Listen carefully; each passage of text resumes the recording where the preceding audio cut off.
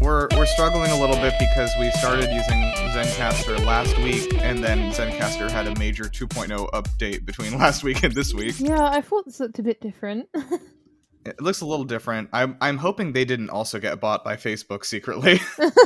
it is kind of looking like that though, isn't it? That UI. Yeah, it definitely is.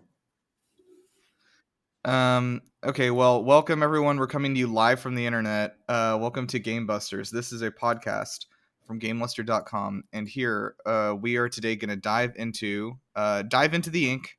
We're going to be talking about Splatoon. So if you are new here, every week we basically just do a deep dive into a game or a franchise that we really love and want to talk about, and we're just going to be chill. I don't care how horrible and serious it is outside of your room. Don't look out the window. Just hang out here with us for a second. So I am joined as always by my lovely co-host Rhett. Howdy, howdy, howdy. And our special guest today is Rhett, who's coming to us live from Japan in the dark of the night. It's late. So yeah, I want this to kind of be maybe a shorter, like relaxed fit episode. Mm-hmm. Like, you know, when you get relaxed fit pants, that's what this episode's gonna feel like around your body. Oh, stretch fit. Are these some like elastic? Sorry? I was gonna say, are these some like, elastic waisted, one size fit all pants? Yeah, these are like some like maternity pants. Oh, this is comfy. Yeah. So Nintendo's pregnant, and they're pregnant with Splatoon. They're pregnant with Splatoon 3. Yeah, we know I guess. I'm also Nirav. I didn't say that. That's me. It's not even that early. It's like 10:45 a.m. It's not early. I can't. I don't have anything to defend myself with. On a day off, right. That is early. It is. Okay, so let's jump into the Hall of Fameluster. Rhett, I know you haven't been here for about 18 episodes or so. So yeah, I was on it a while back, but yeah, it's been a while. Yeah, I think the Hall of Fameluster has undergone some changes since you've been here. Major changes. We have moved a lot. We have moved a lot. We are located on the Majora's Mask moon now. Oh, what? Yeah. Oh, I'm excited. Yeah, and we bought about, I think, 100 square miles of moon from Elon Musk to kind of be like the area around the hall. And we needed it. Every time, we really needed it. Yeah, well, the thing is that a lot of the people we've inducted are not really built for space life, and so they've sort of been like exploding upon arriving in the hall. It's really mostly just Stitch from Lilo and Stitch holding it down right now. I don't think any of our other applicants, even the ones that joined pre-moon, sort of didn't make it, did they? No. And again, just for liability reasons, that's just nature taking its course. That wasn't us. Yeah, like what do they expect us to do? Put oxygen in space? We can't. We're not miracle workers. I don't know if we have anyone who can do this, but if there's anyone who can do like some fan art of like Stitch from Lilo and Stitch like wandering the empty halls of this giant museum, like with like a cane and like a beard, like he's an old curator and like all of his creations have died, I would like that. All right, so the Hall of Fameluster today, we are going to induct the lost third Squid sister. To go along with Callie and Marie from Splatoon. So, Rhett, I'll let you kick it off. What did you bring? Okay, I think it's the second time I've put her forward, but I'm determined to get her in. I'm going for Yuna from Final Fantasy X-2. Because so anyone who's not familiar, Final Fantasy X is a very serious, like semi-coming-of-age story told in this JRPG world. Very emotional. Very cathartic at the end there. It takes itself fairly seriously. And then in X-2 you play as Yuna, who has joined like a J-pop band and sings a lot and dances a lot. Wasn't she like a priestess in the first one? Yeah, she goes from being a priestess to a J-pop icon. And I like that. I didn't finish the game because I couldn't be fucked, but this is not a good defensive entry. But my point is, aesthetically and like how she moves in that game, I feel like she would fit in with Callie and Marie seamlessly. I feel like if you plopped X-2 Yuna in Splatoon 3, it wouldn't look jarring. Apart from the fact that she's not a squid. Okay. Sure. Okay, Rhett, who did you bring? for the to be the lost third Squid sister, I brought the hand inside the toilet of all those Zelda games that ask for paper. Because it's you can just see the hand, but who knows what's beyond that? Is it a squid? Is it a kid? Um, yeah, she's been down there for a while, but she's ready to come out. Wow. Okay, that was really unexpected. Yeah, But I I'm glad you reminded me about the hand that asked for toilet paper. could not have predicted that one. That was my favorite Stieg Larsson novel. Mirav, what'd Okay, you bring? so I brought. I'll probably have to send a picture to you guys. Let me do that. So I've brought the character Futaba from Persona 5 because of, well, there's a certain similarity between her and the Squid sisters. I'm just gonna send you an image here. And I think she'd fit in quite nicely. Oh wow, yeah. Let's What do you see. think, Ree? Yes. Oh my god. No, absolutely. Yeah. She's now. I'm gonna have to be real. I'm gonna be honest here.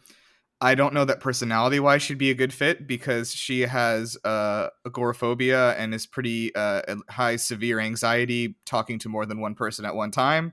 I don't know that she's really equipped for a big move up on the stage, I guess. Yeah, that's But not maybe really what she's they like, look for in a presenter. maybe she's DJing in the back, and I think that's maybe better. Doing something like sort of like Marina. If she could Yeah, just like DJ and then pop a booyah every, few days, I yeah. feel Like like if that you would could just just be booyah like for a the team. baseline. Yeah. Yeah, I think that could be good. Anyway, I mostly just wanted everyone to know how much Futaba looks like she's just an inkling, but like a human one. I mean, you're dead on that. Yeah. Yeah, absolutely. Okay. Also, I wanna just, this is not an entry because I can't bring, because of Jess's law. We can only bring one entry, but I do want to note that Squidward would have been a good choice. Oh, but that already got said in the Discord, and I was like, God damn it. Yeah. You know? I didn't want to. Yeah. Okay, so everyone gets 2 votes. Rhett, we've had some new laws appear over time since you've been gone too, as I said. And then we also have Axel's law that you can't vote for yourself twice. But we do have Chelsea's law that you can vote for another person twice. Okay. So you have 2 votes you can distribute. So I just tell them right now. All right, I'm gonna vote. I'm obviously vote one for the hand that asked for toilet paper, Yeah. and then I'll give old Sakura a vote. Okay. It's just uncanny how close that is. Yeah. And I want to give a shout out to Kate for reminding me about that over at GameLuster. Thank you, because I had totally forgotten. Okay, Ree. Yeah, same votes for me. I'm going for toilet paper hand and Squid Persona girl. I still haven't played the game. Squid Persona, yeah. I was gonna do the same thing, so we're in an uncomfortable situation again. Oh god, what a hellish combination this is going to be. So you just got to give her the toilet paper begging hands, but I suppose largely she can stay the same. I don't want. All right, how about we compromise? All right.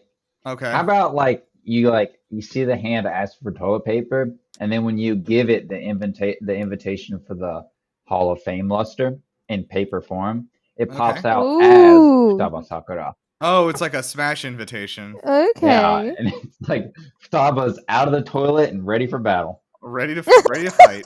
Uh-huh. I almost said ready to fuck, but I remembered she's 15, so I didn't want to say that. Oh my god. Somebody should probably remind a lot of Persona fans about that too. I'm just gonna go ahead and say. All right. So let's welcome the toilet paper hand from Zelda. Is that an ocarina also, or is it just Majora's Mask? It's in both, yeah. Yeah. Well, welcome the Zelda toilet paper hand and Futaba Sakura, aka Oracle from Persona 5. Welcome to the Hall of Fameluster. Oracle, actually, hold on. Now, Futaba's persona is actually a UFO that she rides around in.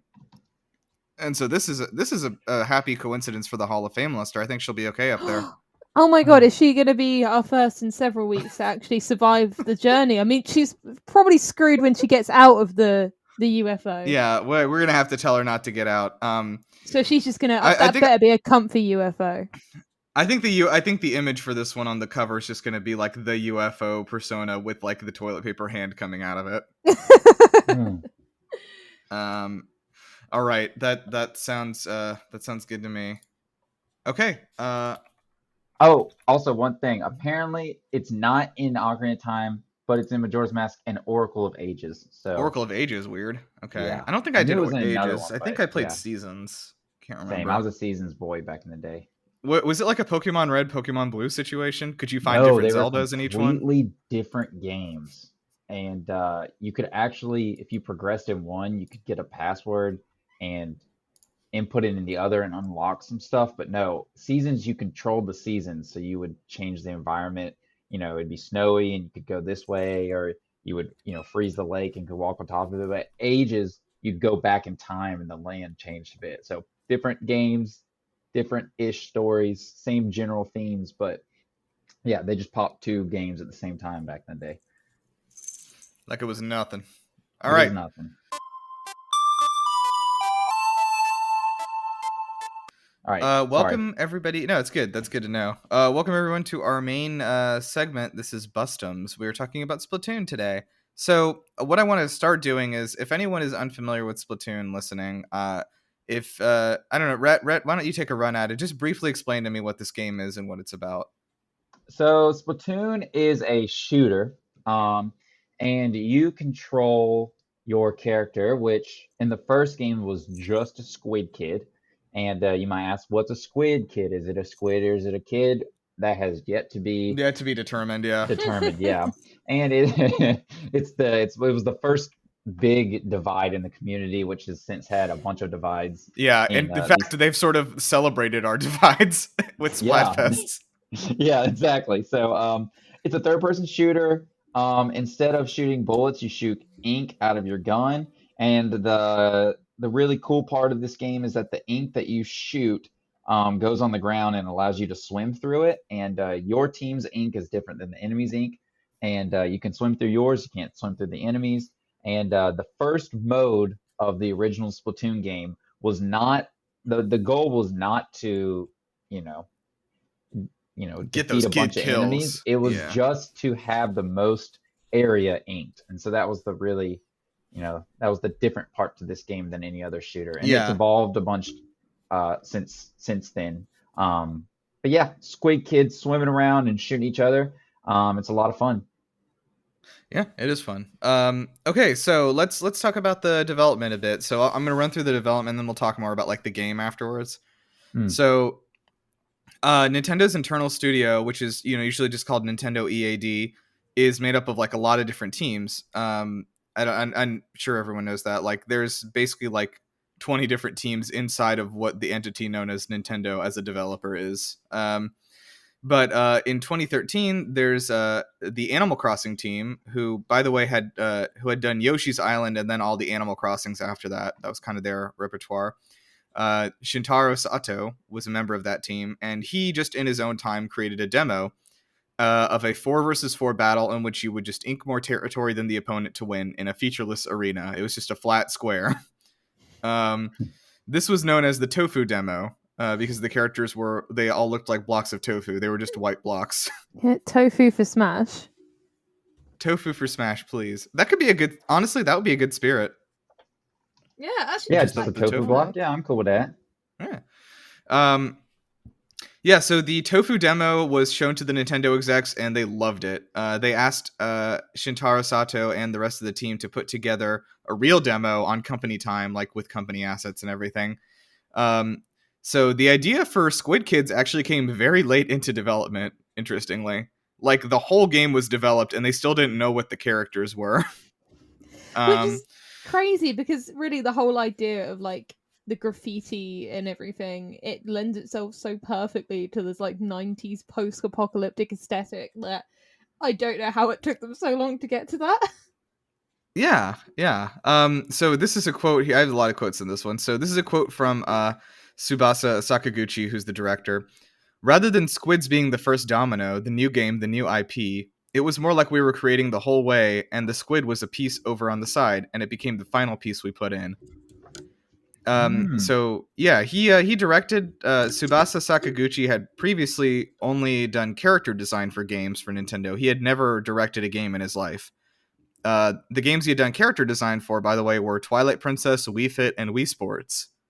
Oh wow. I guess it's weird because Wii Fit, Wii Sports got it, but Twilight Princess seems very, very like dark and not. Well, this Yeah. man's got He's got range. range. Maybe he designed the Twilight Yeah. Princess monkeys. You know, he could have. He could have. You know, for as dark as that game is, there are some really derping looking characters in that game. Yeah, so. like we don't even have to talk about like Ukukaboo or whatever it's fucking called. Yeah, and then the baby who just runs a monopoly on all the shops. Yeah, that was the original boss baby. That was the original boss baby. Alec Baldwin ain't got nothing on that. No. Let's see. Okay, so yeah, after coming up with all these ideas, the developers had trouble filtering it down into a fun game. So this was when infamously Shigeru Miyamoto walked into the door and said, "This is horrible," as he does for As most, he always does. as he does for almost every Nintendo project. Oh my god. And so Miyamoto came in and told the team that there was no appeal to their game in this state. And so afterwards, the developers, they added the ability to hide in ink, and they added some verticality to the maps, like swimming up and down the sides of walls, but it still like felt very unfocused. So Miyamoto said like, "Oh no, I guess I'm going to have to take a direct hand in fixing your bad game." And he joined the development team to take a very supervisory role. So it's worth noting at this point that the team doing Splatoon was not the people on the team were not the same people that were doing Animal Crossing. Those people were working on Animal Crossing New Leaf's big update, which I don't know if you guys remember was like an entirely new game when they did their like Welcome Amiibo update. Oh yeah, that was was crazy. like, wasn't that like deep into like? Yeah, it was like 5 years after it came out. It was Yeah, crazy. like I can remember just turning on my DS one day. It's like, oh, okay, so for this game that they are not making money for anymore, they just dropped this massive update. That's pretty cool. Yeah. Honestly, for me, like when I found out about the big update, that was when I like tried New Leaf for the first time. I was like, Yeah, okay, you bought the game. Yeah, I remember that. Yeah, because I think I was like in a store and I was talking to you on the phone. I was like, should I buy this? And I was like, yeah, you should. Yeah, dude. So let's see here. So like I said, this team is not the same group of people that had made the Animal Crossing games up till now. They were part of the same team, but this group of people that were working on Splatoon was almost entirely new people. They were all young. They were all in their early 20s. They were all fresh out of college. This was everyone's first project ever. So Miyamoto stepped in and said, like, these kids don't know what they're fucking doing. Like, I'm going to guide them to make them powerful. I'm just imagining like the fucking Darth Vader's theme like playing as soon as Miyamoto like walks in to check what your studio's doing. I have to imagine there's like a mix of like terror and like relief because it's like, okay, my game's going to be very good when it comes out, but like my life is going to be horrible until then. Yeah. So from Hisashi Nogami, who's the producer, he said about Miyamoto, he's definitely someone who's very strict when it comes to making things. He'll come in and say, "Is this really okay like this? Could you make it fun?" And yeah, so very good. So he continued on here. So when we decided to make a game about switching between a squid and a kid, we got a really good reaction, and we were having a lot of fun playing the game. While we were thinking about the mechanics and player abilities, our art director was coming up with assorted character designs. We had, right from the beginning, all these different ideas, the squids being one of them. We had robots, we tried different animals, macho men, and also Mario. Right from the start, we had all these different choices. Mario had a gun. Mario had a gun, and he was swimming around in ink and jumping out like a squid. Nintendo. Boy. Nintendo, you cowards! Release the concept art. Release the Mario cut. Oh god, no, they need to add Squid Mario or just Gun Mario to Smash. Oh well, Mario has a gun in Mario Rabbids, by the way. I just want to remind everyone. Wait, they did end up doing it. Yeah, he's got a gun. Yeah, everyone has. Yoshi has a gun. Peach has a gun. Luigi has a gun. Yeah. Nice. Mario Rabbids, they finally unleashed them. Yeah. Luigi actually has a sniper rifle. As he did. Luigi's got How have you not played Mario Rabbids? It's like one of the best games on the Switch, honestly. Yeah, We they gotta did do a that one full. day. That's a Ubisoft. That's a Ubisoft joint, yeah. I was not That was the first expecting time, by that the way. from a game called Unrelated. Mario Rabbids. Yeah, unrelated. Well, it's a turn-based tactical strategy RPG, and With like Making Yoshi? this all up. with Yoshi. We're I'm not. not. We're How have you not. not? How do you not know this? Aren't you supposed to be a game journalist? Yeah, well, funny enough, Mario Rabbids is not massively on my radar, I have to say. That's insane. This came out 4 years ago. Yeah, I was like a okay, baby then. I was an infant. That's true. That's true. I'll give you that. The just for reference, it is so different because this is that was the first time ever that Nintendo let somebody else make a game with Mario in it since Super Mario RPG for the SNES when they let Square Enix make that one. So it was about a 20-year gap in between letting somebody else make a Mario game. I mean, well, yeah, Super Mario RPG was a success, so. Yeah. Anyway, so here's some fun facts. At some point, the team had considered using urinals and sinks as warp points on the map. Okay. Which I really like. That's what I happens can see when. a sink, but like a urinal, it's like, oh man, it's been a long day. Time to take a leak. Oh no, it's one of them. Oh Squid no, it's another kids. Squid kid. Oh, there's a hand in the toilet asking for toilet paper. Dude, yeah, What that's the What connection. happens in the toilets at Nintendo HQ? What is happening there? They're You know what? I'll tell by their you. bathroom breaks. I'll tell you with my next sentence. The specific sound of the squids diving into the ink was created by I could not find any further description of this in an interview. This is it. By creating a pile of goop in the middle of the studio and just punching it until they got the sound. What? There is no. I looked so hard. There is no further elaboration on what the goop was made of. Oh my god! So this is the kind of stuff of what happens in your workday when Miyamoto rocks up and says, "Hey, your game isn't fun. Now punch the mystery goo." You know, Punch the mystery goo until the game's good. You're gonna punch the goo until your game is good. I used to work in a sales office, and every time there was a big sale, we used to hit this big gong. It sounds very like Office Space, like 80s, like work culture. Yeah. But yeah, we used to hit a big gong. But I guess Nintendo's got the opposite. It's like when you mess up a game or mess up something, go to the goop. Ooh, Satori-san, you've done some bad coding here. You need to go punch the goop for an hour.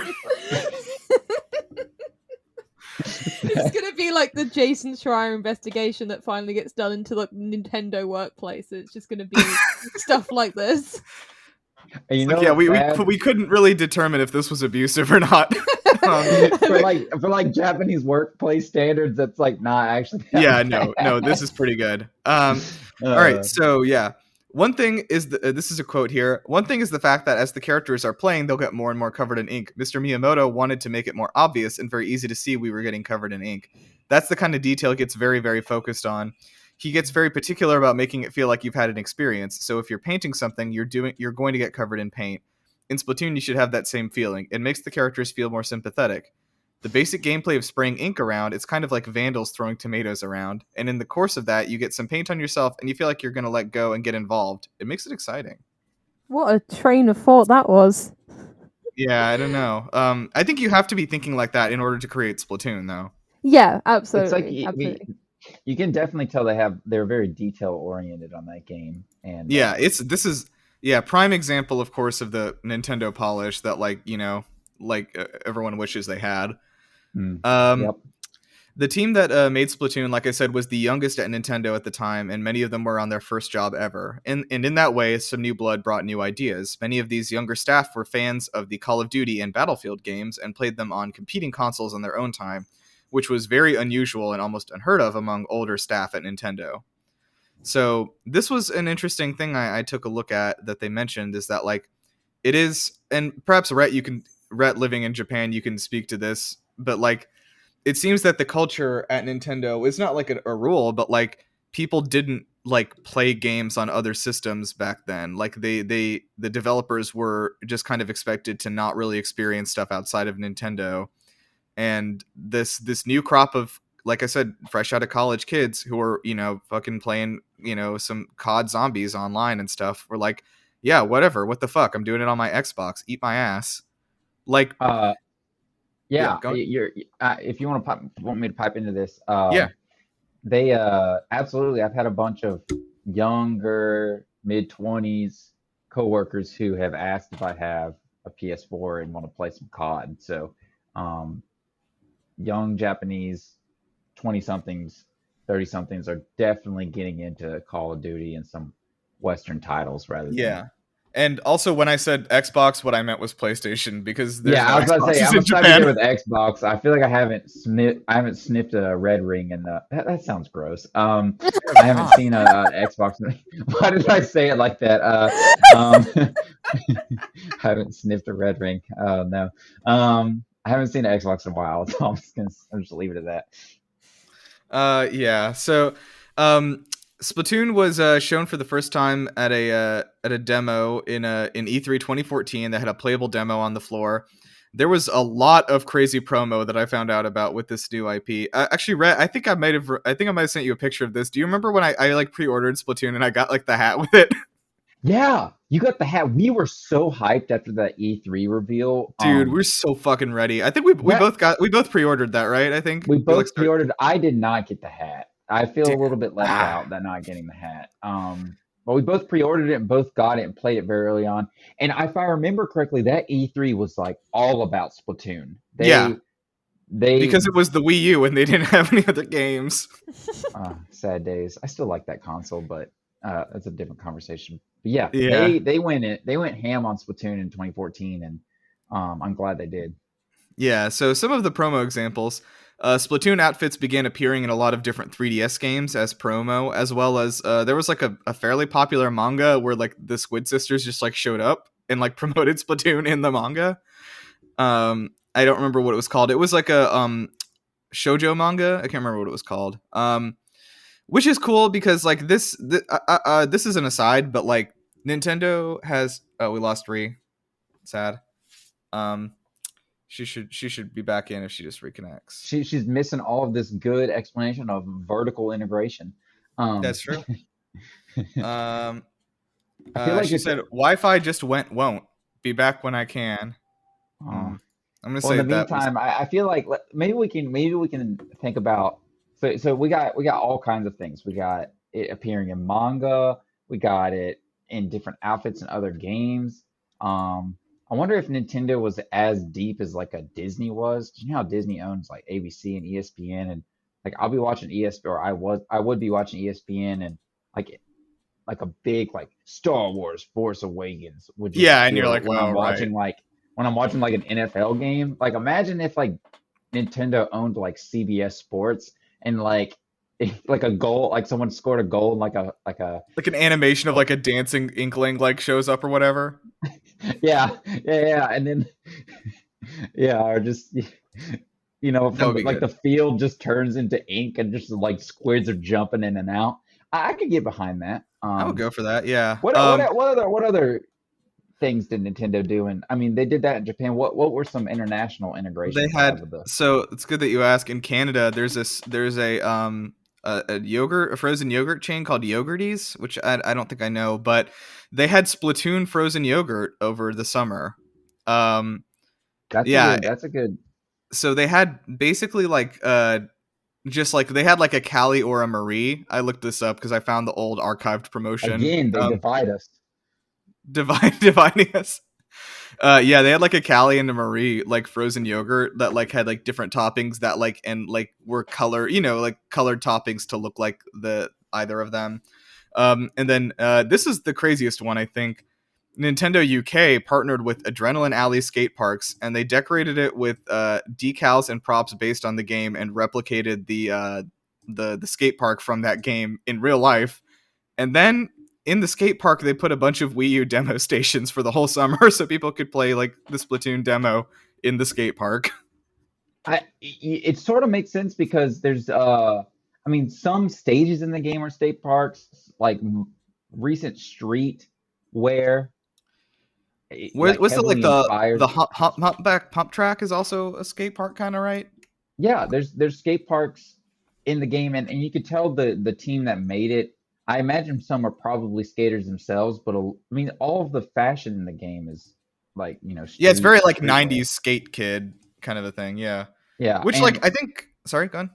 I was about to say, I don't know if y'all knew this, but Japan has a really in-depth and vibrant streetwear culture in Tokyo. Like if you go to Harajuku, which has just the general image of just being a bunch of, carry palmu, really bright colors, Yeah, lots of bunch of high like school neon girls. blue. Yeah. And so there's that whole thing. But if you go different areas, I mean, Bathing Ape is a Japanese company, and a lot of American street people who wear streetwear, a lot of rappers are partnered with Bathing Ape. The Weeknd, who's an R&B artist, his merch line is with Bathing Ape, and there's a bunch of really nice Japanese streetwear brands and people who buy it up. And there's tons Yeah. of shoe shops over there. So when you see, when you see this in Splatoon, I'm not surprised because there's a ton of it in Tokyo.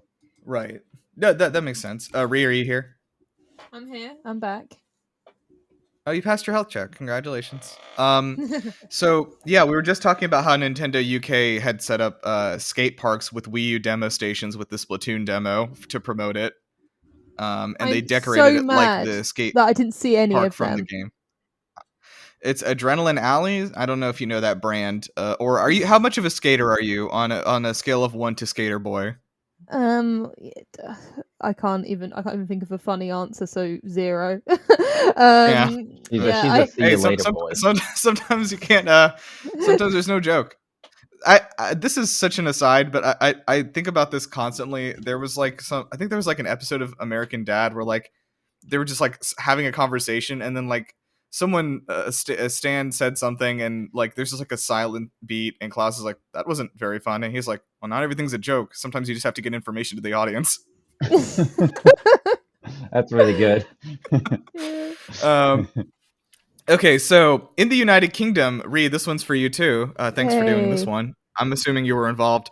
In the United Kingdom, a lorry containing a shipment of special edition copies of the game was hijacked in transit, Yes! resulting in Oh my game God, having to cancel all their special edition pre-orders. That's a surprisingly common thing in the UK. I don't know what it is about the UK particularly, but I'm constantly hearing stories, particularly nearby where I live, where lorries containing a much sought after game are hijacked. That happened with Grand Theft Auto 5 near me as well. Oh, that's hilarious. I know. Perfect. And I can remember like a bunch of kids took the day off school thinking their like pre-orders would come because I was in high school at the time, and they didn't, and they were really pissed. So I remember. You know what the problem is that you guys are using lorries instead of trucks. Oh, Like we obviously. do.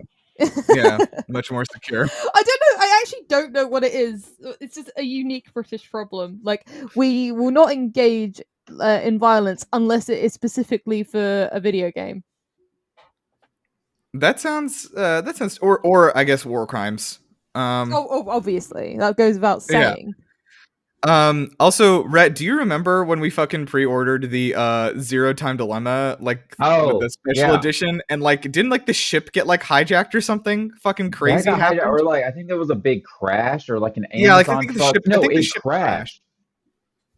I think it was a boat that crashed, like that was carrying stuff from Japan. I don't remember. I'd have to look it up, but yeah, I remember like Amazon said like it'll be here like a month after the game comes out. And I was like, fuck that, and fuck you, Jeff Bezos. Yeah, that was really disappointing. I think I ended up downloading the game and playing it, and then dude. Yeah, you got the watch, right? I remember you got I did it. get the watch. Yeah, I canceled my... Sorry? Which wasn't as good as the second game's watch, which wasn't as good as the first game's watch. Like, they could consecutively got worse in quality, but I did get the watch. It's because they got more money. So yeah, those first watches were like actually made out of metal and stuff. Jesus, that sounds awesome. I remember I canceled my pre-order and I just like bought it on Steam and I was like, fuck this. But anyway, so yeah, the game came out to really great reception. Got an 81 on Metacritic, which is pretty fucking good for a new IP. It sold extremely well at launch, and by the way, I didn't realize this. It came out a week after The Witcher 3. Oh my god, it did, didn't it? Yeah, Like, so they're it's like in two different time periods in my head in how I store yeah, it's history. crazy. I cannot believe that. But yeah, the games came out right next to each other, and Splatoon's sales were beaten only by The Witcher 3 everywhere in the world. So that was a really good deal for them. I mean, Which is incredible seeing that it was on the Wii U. yeah, it was on the Wii U, and that was a new IP. Like it's fucking crazy. It also ended up becoming the fastest selling new IP on the Wii U. That's not Now that I not think hard. about it, it might have also been the only one. Yeah. Um, but it was also the most successful new IP in Japan on any system since Wii Sports. Oh, okay. Bloody hell, that's pretty good. Which Wii Uh, Sports came with the Wii, so yeah, Yeah. which is why, yeah. So it ended up selling about 5 million copies worldwide, which, if you do some math, is almost half of how many Wii U's exist. So that Oh is my god. it's pretty good attach rate, huh? that's like some Breath of the Wild level attach rate. I guess it was Uh, sort of like that feeling of like you've just brought this brick which you deep down know isn't going to be supported much longer, and you're like, yes, I can get this good game. And then when the PS4 bros bully me for having this, I can go, huh? You can't play Splatoon though. And then we had that to keep us going for like 2 years until yeah, reality sunk in. reality sank in, and then you're like, I hate this big dumb gamepad. Oh man, I hate it so. So yeah, one thing actually to note is that the developers said that like the gamepad was like kind of integral to their game design, because having the gamepad was what made them think like, okay, like that made them think of warp points in the first place. And they were like, okay, you should be able to warp on the map, like, and you should be able to see like an overlay of what's getting colored and what's not, so you can be a little bit more tactical about your decisions on like where to paint and stuff like that. And so they built this game, and like I will say, this is one of the like 2 games that like needed the Wii U gamepad to be played. Like actually, Yeah, I the was other about one to I think say. was just the Luigi's Mansion Nintendo Land game. Oh Yeah. man, that was a Big, blast. dude, Big Booty Judy, you kidding? Big Booty Judy, baby. Um, That was, so those are good times. So this is also something to note. And Rhett, I'm going to let you talk about how big Splatoon is in Japan in a second, but in a the soundtrack debuted, just the soundtrack debuted at number 2 on the Billboard Japan, and it stayed in the top 40 for a year. There are some bangers on there, to be fair. It's an amazing soundtrack. It just like, this is for a video game about squid kids on a system if you, nobody has. if you've never seen the video that I think Nintendo of Japan put out of them singing the songs, number one, especially for Splatoon 2, the voice actresses they got to sing the 2 Squid sisters look very similar to the Squid sisters. It's really weird. And Suspiciously. yeah, it's suspiciously similar. And second, it's way more. I mean, they're just actually singing. Like I'm sure they modified their voices a little bit for that, but they're just singing those little gibbly globbly words. It's yeah, go watch that video. It's like really And yeah, it's it's just good. really interesting. Yeah. I also want to note that like this is another successful weird language used from this team, because this, like I said, is the same team that does Animal Crossing. They've made every one of the games, and they also made New Horizons after Splatoon 2. And if anyone's not aware, I think we talked about this in our Animal Crossing episode, but the way that those voices are done, like the is by having the voice actors spell out the letters of each word. Like for House, you would say House, and then they speed it up like a bunch and then change the pitch of it. Oh, really? I Yeah, didn't know that. yeah, it's very cool. And so, and it's crazy because they actually get English voice actors for the American one. So like Isabel in English is like, would be saying like Sakana or whatever like that, or in Japanese, sorry, and like they would speed it up the same way. Um, so it's like really interesting. Yeah. The Anyway, so this team was not new to that kind of a thing. They got really inventive with how they're doing the voices. Yeah. Um, Also, note one a new IP again, won best multiplayer and best shooter at the Game Awards. So nice work on them. Yeah, and if you mentioned earlier you wanted me to talk about how big it is. Yeah, It please. was It is and was huge. I've been in Japan. That's going on my fourth year. So when I first got here, all the kids, I'm an elementary school teacher, so all the kids that I taught were super big into it, and they would always ask me what rank or what level I was. And It's I, still I want C. to clarify something, okay? Yeah. There's tons of memes on Reddit of like on the Splatoon subreddit of like hops into lobby, sees this, and it's just a bunch of Japanese names. And there's this myth that Japanese people are just infinitely better at Splatoon. This is not true, okay? If you play during like after school hours in Japan time, it's all of my students, and they are very bad. They'll play the Okay. game for like 300 hours, and they're like, I'm a C minus. And um, and I think the thing is that you're just hitting a bunch of like Japanese gamers who are really up late when it's like bred out in the US. So I think you're hitting like maybe prime time for like the Splatoon gamers, but I don't feel like they're any more difficult or any more you know That's fair. good at Yeah, the I mean, game. like, there. I feel like that's for every, like, you like in Overwatch. It's like if you log on and you see like 6 Korean names, you just log off. Yeah, and I'm pretty sure it's those Koreans or the Korean gamers who are, up Like in really all hours of hardcore. the Like, night and they're yeah, hardcore. exactly, But if exactly. you hit like a Japanese server during like peak game time for like I said, my fifth graders, you're gonna be like, oh God, it's old. And if you know Japanese, half the names are just like poop face and stuff. So I I just see poop face and I'm like, oh God, he's gotta be in like fourth grade. Like That's great. Oh man.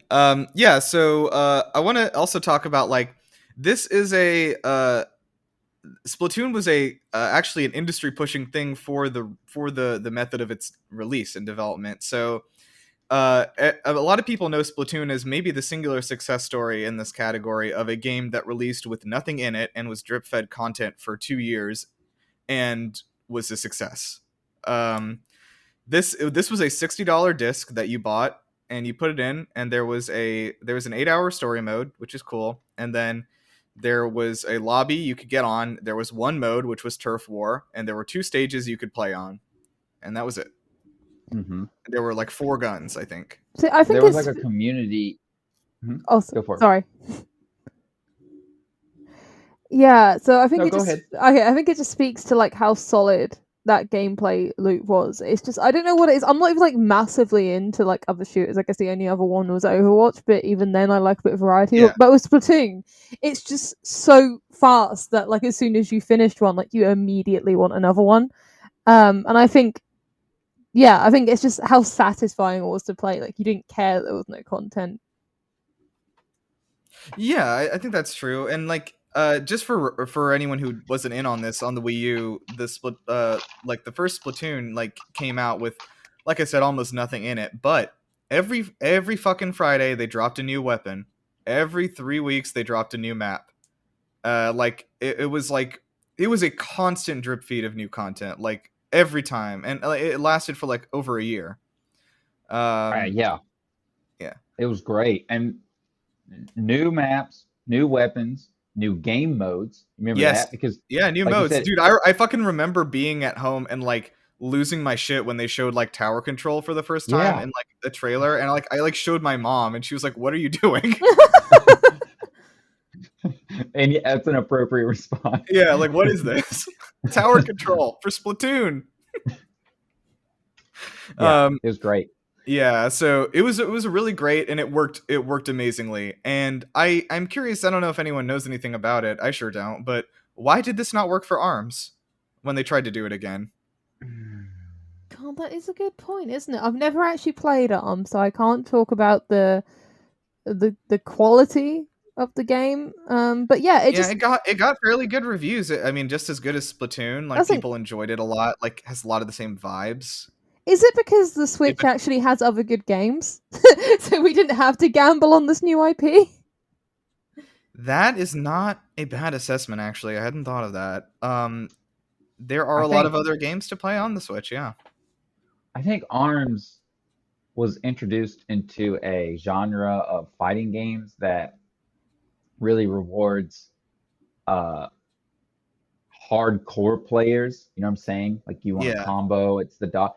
Yeah, it's like Tekken style, right? Isn't that how Arms is Uh, not necessarily like I Tekken, don't know if but it's that. Yeah, I think it's. I guess Tekken style is probably about as close as I could say. Yeah, so I think it's a 3D Splatoon arena worked fighter.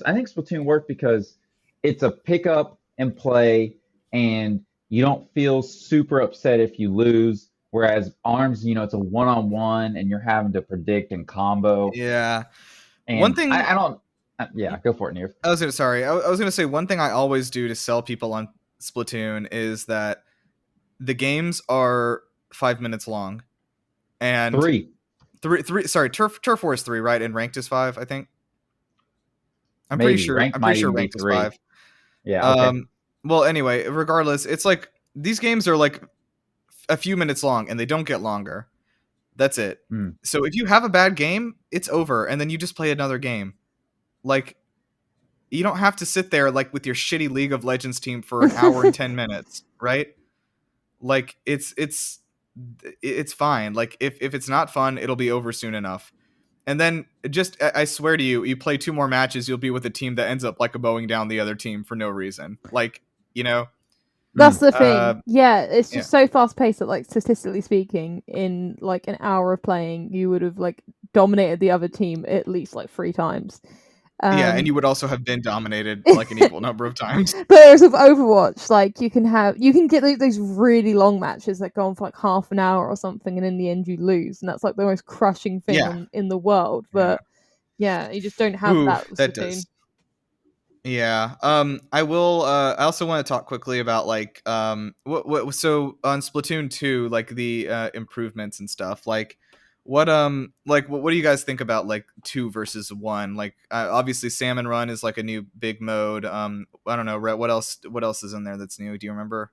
If I remember correctly, you could correct me on this, but I think in Splatoon 1, you could not jump as a human, uh, which is sort of wild, right? And Oh then, my god. yeah, it's sort of weird. I think you could only jump as a squid. So they added that. They added a bunch of different weapons. They pulled out some things. Remember the big kraken in Splatoon 1? You just turned into that big kraken and swam around. Yeah, Sort Yeah. of dude. missed that. But yeah, the game just feels way cleaner. I've gone Yeah. back and played Splatoon 1 before. It's a good game, but it feels really weird that you can't do a lot of the things that you can in Splatoon 2. Mhm. Mhm.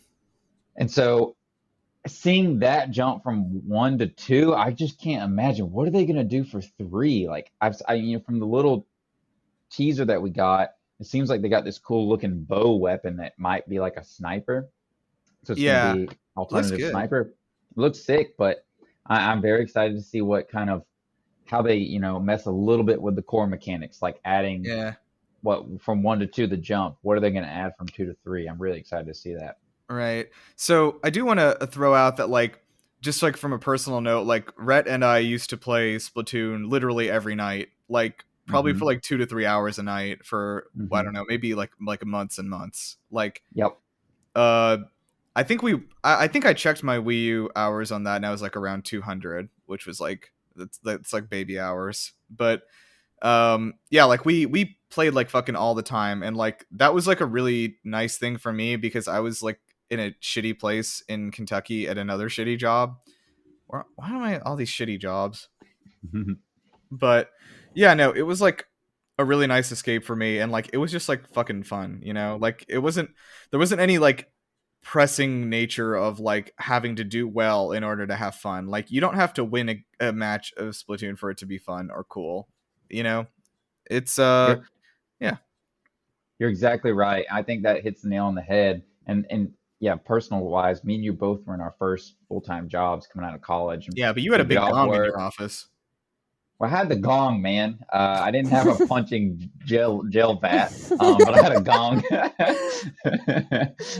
But yeah, it was so fun just getting off work. We call each other up. We were a couple hours away, and yeah, it's a pick up and play game. It's so great. You just pick it up, pop it on, play as many matches as you want, pop off, and I don't think I've ever felt bad after playing Splatoon, No, which I is never have something either. that Oh god, you yeah. cannot say about other shooters. You cannot rage quit. It's very hard to rage quit in this game. Yeah, it would be very difficult. So let's talk about the characters quickly in the world. I think you absolutely hit the nail on the head when you said it was like a 90s post-apocalyptic world. I think if I were to equate it to anything, if you think of Fallout as like the 1950s post-apocalyptic, that is exactly what Splatoon is for the 90s. Oh That god, is yes, like the aesthetic. it really Yeah. is. Like culturally, they're just like locked there with the fashion, like the music. I love Yeah. it. I love everything about the world of Splatoon.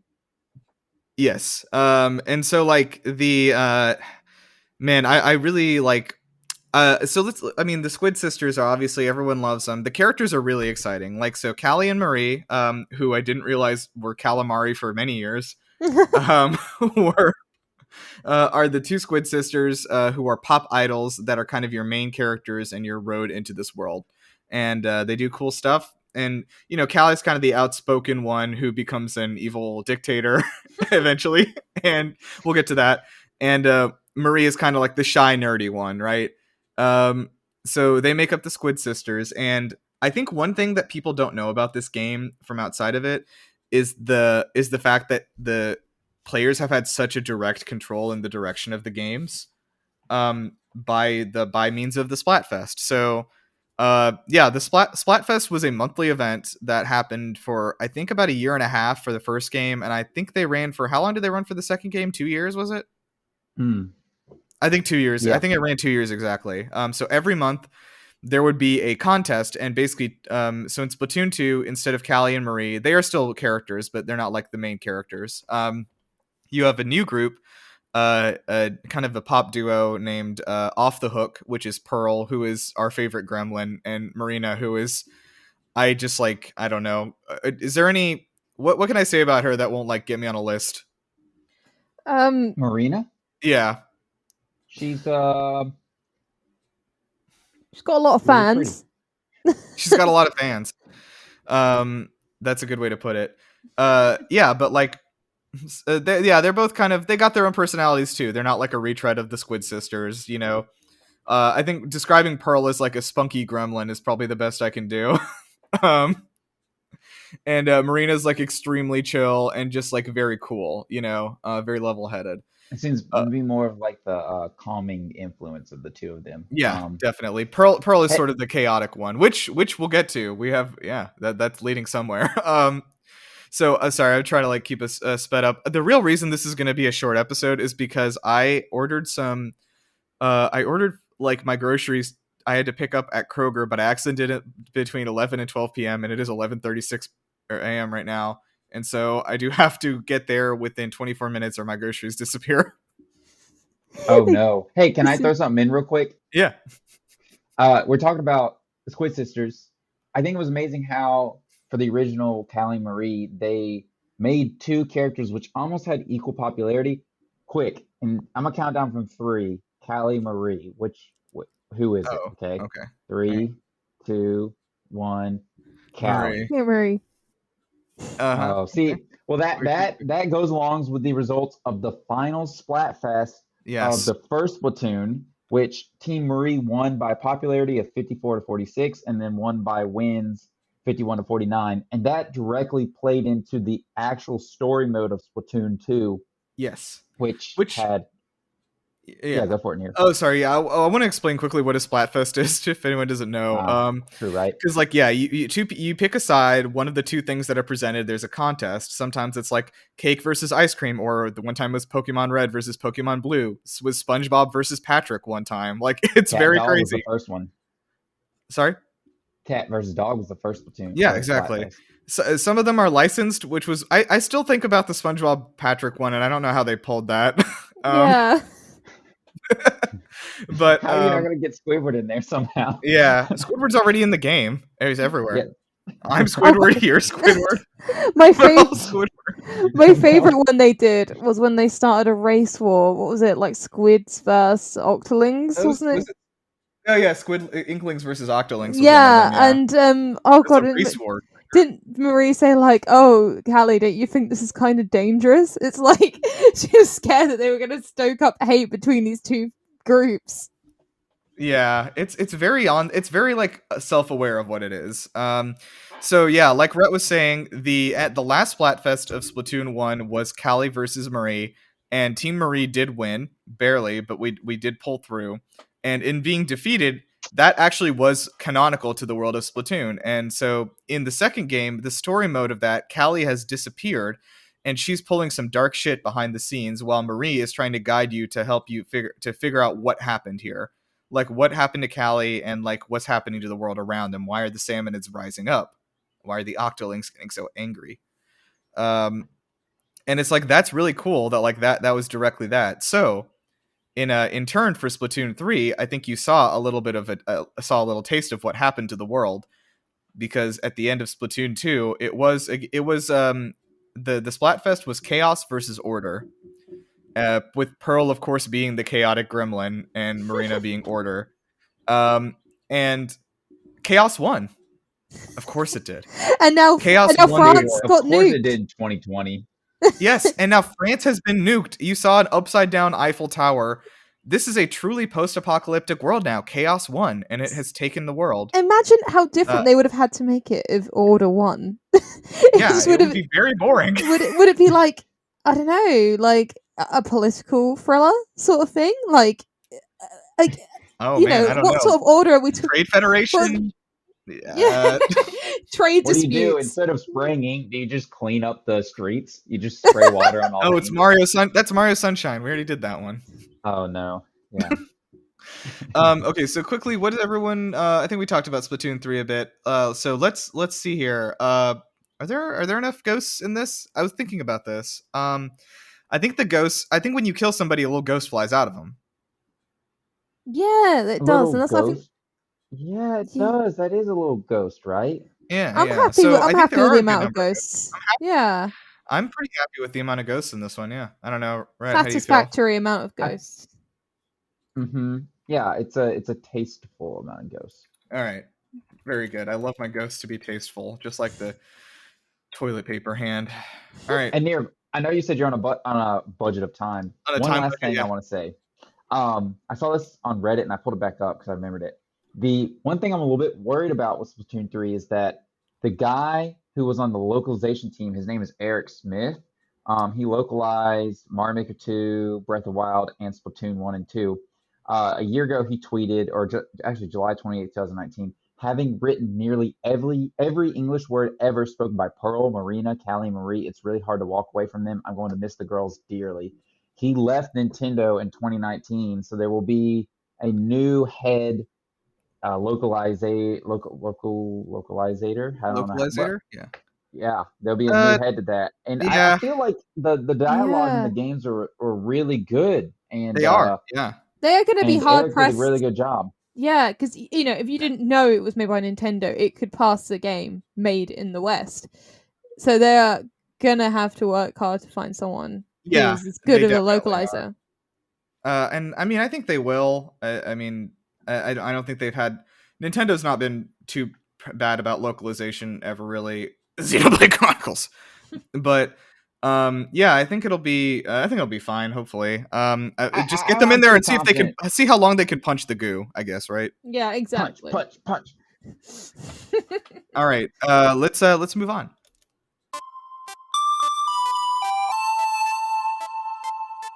Okay, so welcome everybody to Time for Games. This is going to be a pretty short one. I have a list here. Let me pull it up.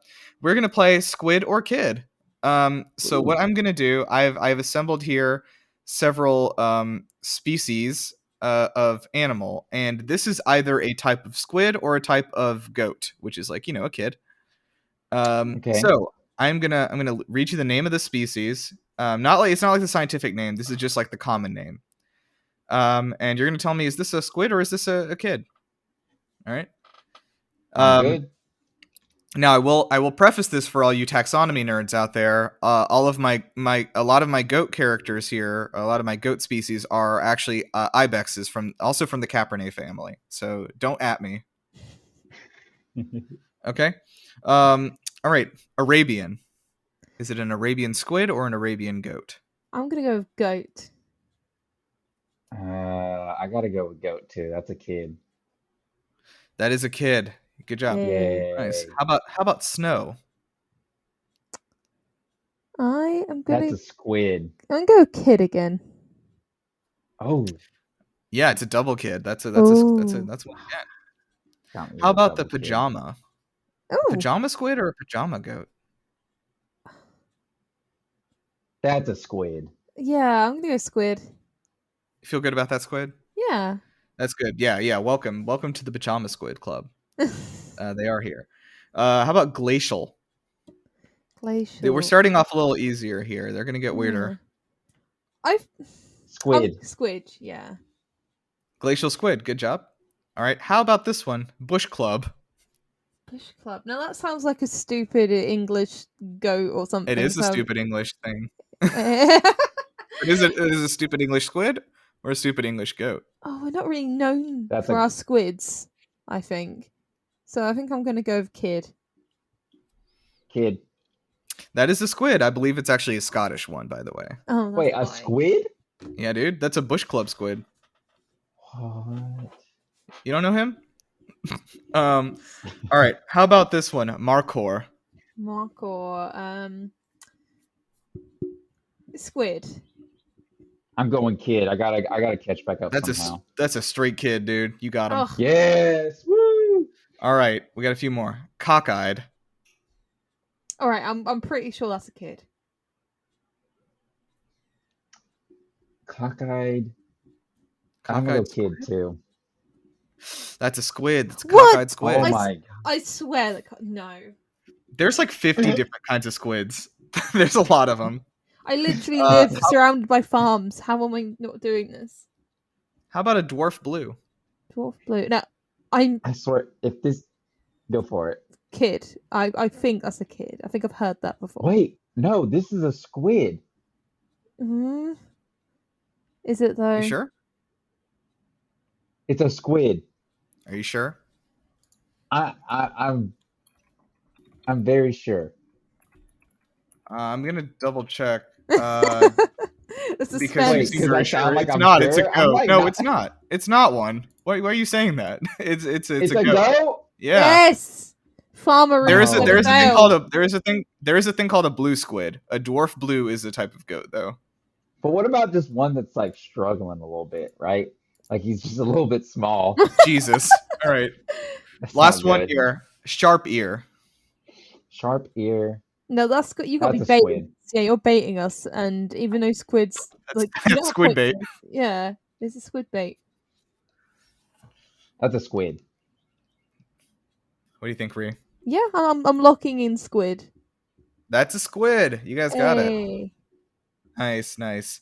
All right. Well, we've learned a lot about taxonomy today, and what is that called? What is that thing? Some kind of classification? What is that called? Jesus. Anyway, I don't know. Somebody. There's a name for that, and some biologist should correct me. So let's close out. Yeah. Welcome to the ending. I don't know why I said welcome. Thank you to what did Todd Howard do for this one? Did he do anything on this one? I'm sure he has encountered Miyamoto at some point, and maybe that's where he got the punch the goo thing from. We never know. You know what? This works because I think at one point, like when they were talking about Skyrim coming to the Switch, Miyamoto said, "And this is Todd-san," which I still think about. Also, I'm pretty sure there's got to be some kind of collab where like the Squid Sisters was like, "Yo, check out the maps," and like the big screen comes up and it's just the intro to Skyrim. This is it's Splatoon 3, and it's like the Skyrim trailer again.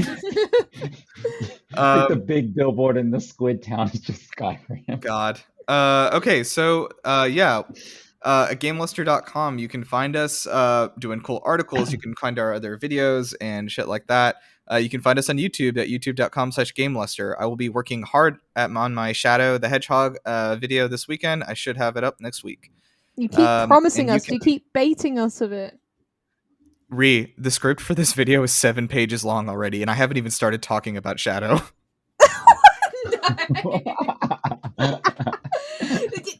You're making this video up. It's not real. You just. I'm not. It's going to be very real. It's going to be too real, I think. Oh god. Are you you're the real hedgehog? What is Yeah. it? I'm the real Fake. hedgehog. Faker. You think I've written a fake script? Ha! Okay, so you can find us on Twitter at GameBustersPod for more good Sonic takes, as well as all of our cool articles and things like that. So yeah, thank you to our guests. And yeah, Rhett, do you have any plugs? Are you working on anything creatively right now?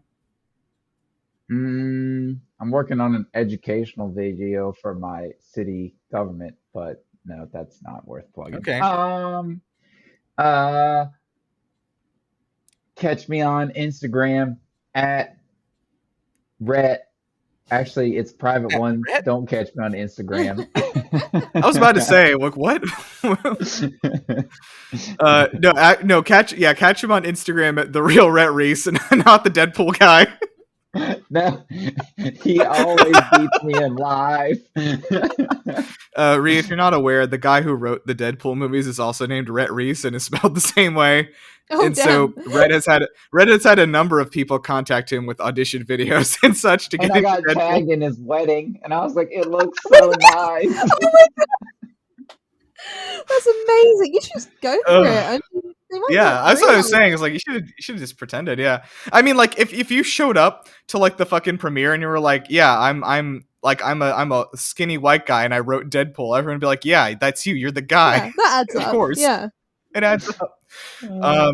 All right, so yeah, you can find us. Also, remember to rate us and review us on iTunes if you can. We only have one review right now, which is from Johnny. Thank you for that, Johnny. He said that we unbusted his life. Our biggest fan.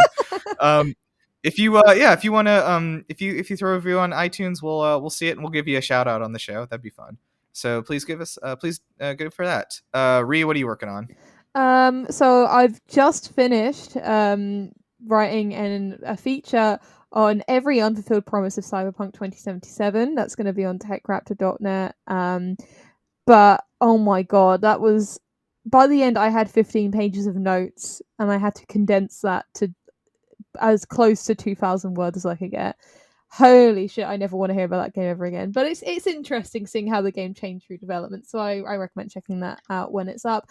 As for GameLuster, just want to shout out our Nintendo Direct coverage. If you want to see anything from that, then the team worked very, very hard to write something about everything that got announced. So yeah, check that out.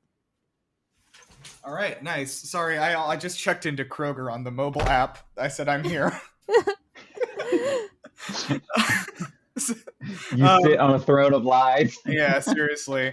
Okay. So yeah. Last word for the winner. Did we both? We both you won both again? won. Fuck. Yeah, we have Yay. to. We have to say something. What is like a Splatoon incantation we can say? Actually, isn't there like a fucking? Isn't the song like this main theme song for Splatoon 2? I think is called Calamari Incantation. Yep, that's it. That's true. I don't know. Are we supposed to sing it? I don't know what we're supposed to do. Just both say booyah at the same time. Oh, that's good. Yeah, we can fill up the booyah booyah blaster. What is it called? Yeah, it's like the booyah bomb or the booyah. Yeah, something like that. All right. We need to both say booyah at the same time, and if we don't, then all is lost. Let's see how we go. I'll count down. Yep. Okay. 3, 2, 1. Booyah! Booyah! Jesus Christ! Oh, there you go. All right, all right. Well, you know what? It's Chaos okay, won the game's once over.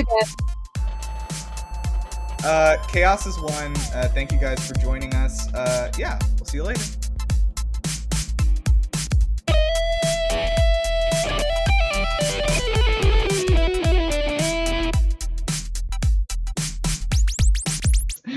I used to work in a sales office, and every time there was a big sale, we used to hit this big gong,